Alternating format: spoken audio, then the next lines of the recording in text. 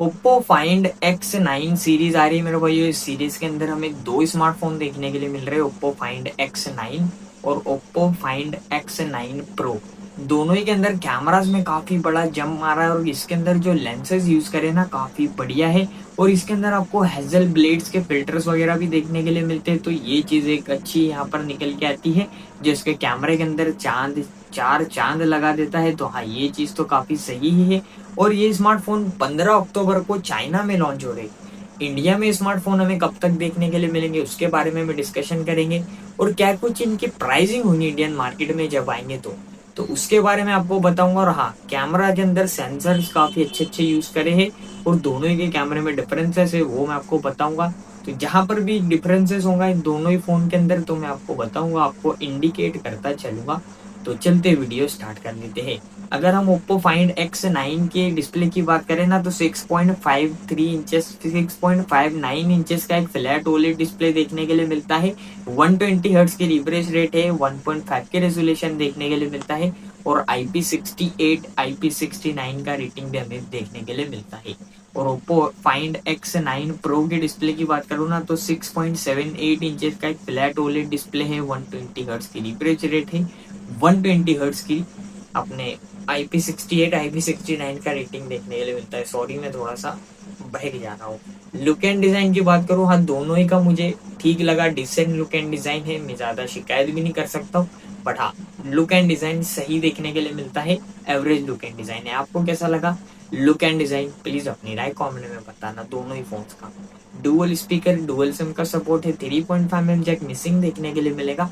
Battery में भी changes है, 7000 mAh बैटरी आपको Oppo Find X9 के अंदर देखने के लिए मिलती है और Oppo Find X9 Pro के अंदर हमें 7550 mAh बैटरी देखने के लिए मिलती है। दोनों ही 80 वॉट के फास्ट चार्जिंग को सपोर्ट करते हैं।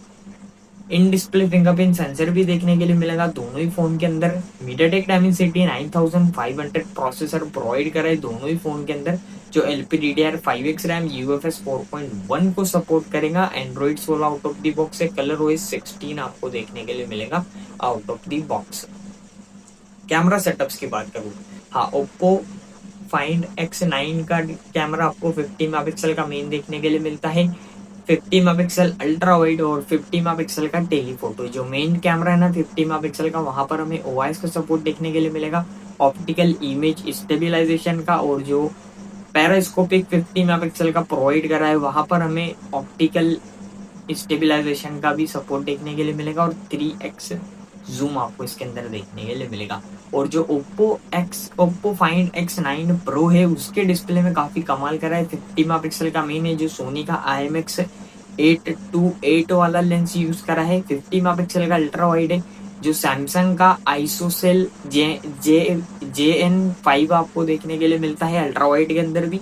और 200 मेगापिक्सल का सैमसंग का टेलीफोटो कैमरा यूज करा है, जो आइसोसेल HP5 करके आपको देखने के लिए मिलेगा, HP5 लेंस यूज करा है। यहाँ पर हमें OIS का भी सपोर्ट देखने के लिए मिलता है, ऑप्टिकल इमेज स्टेबिलाईजेशन का।